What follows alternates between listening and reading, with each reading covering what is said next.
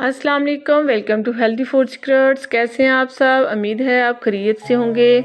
तो आज हम बनाएंगे दाल चने के कोफ्ते जो कि बहुत ही मज़ेदार बनने वाले हैं। तो मैंने लिया 1.5 कप चना दाल, जिसको मैंने तकरीबन 6 घंटा पहले भिगो कर रख दिया था। उसके बाद मैं इसको सिल के अंदर डाल के थोड़ी थोड़ी ऐड डाल के मैं इसको कूट लूँगी।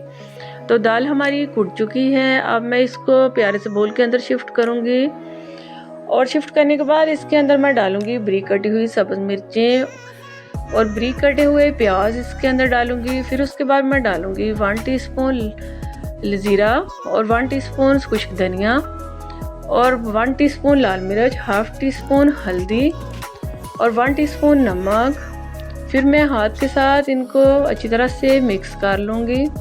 मिक्स करने के बाद इसके मैं छोटे छोटे बोल बना लूँगी। तो बोल आपने इस तरह से बनाने हैं।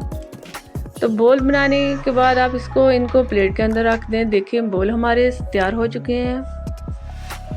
तो उसके बाद मैंने ऑयल गर्म होने के लिए पैन में रख दिया था। तो ऑयल हमारा गर्म हो चुका है। जब ऑयल फुल गर्म हो जाए तो फिर आपने इनको एहतियात के साथ एक एक करके इसके अंदर डालते जाना है। आपने ठंडे ऑयल के अंदर इनको नहीं डालना, जिससे हमारे कोफ्ते टूट भी सकते हैं। तो अब इनको चम्मच के साथ इनकी साइड चेंज करनी है और आंच को आपने हल्का कर देना है। तो जब ये बिल्कुल डार्क ब्राउन हो जाएं तो आप इनको प्लेट के अंदर निकाल लें। तो अब मैंने पैन के अंदर थोड़ा सा ऑयल छोड़ दिया था उसी पैन के अंदर। तो अब मैं इसके अंदर डाल दूंगी चॉप किए हुए बारीक प्याज। और जब प्याज को थोड़ा सा फ्राई करने के बाद इसके अंदर मैं डाल दूंगी अदरक का पेस्ट और अदरक का पेस्ट थोड़ा सा फ्राई करूंगी। और उसके बाद डाल दूंगी मैं इसके अंदर चॉप किए हुए 2 टमाटर जिनका मैंने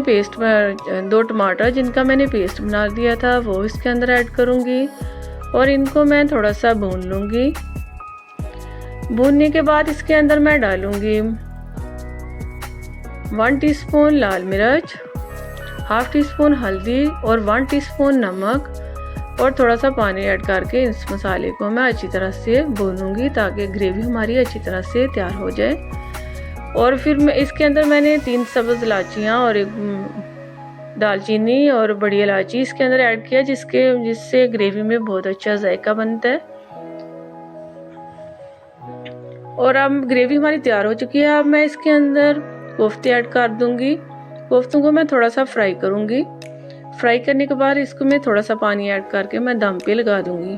3 से 4 मिनट दम पे लगाने के बाद आप देखें माशाल्लाह से हमारे मज़ेदार कोफ्ते तैयार हो चुके हैं, जो कि बहुत ही मज़ेदार बने हैं। तब मैं इसके ऊपर धनिया गार्निश करूंगी।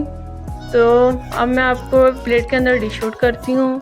तो देखिए माशाल्लाह से जो बहुत ही मज़ेदार बने हैं। तो आप भी इसको ज़रूर ट्राई करें।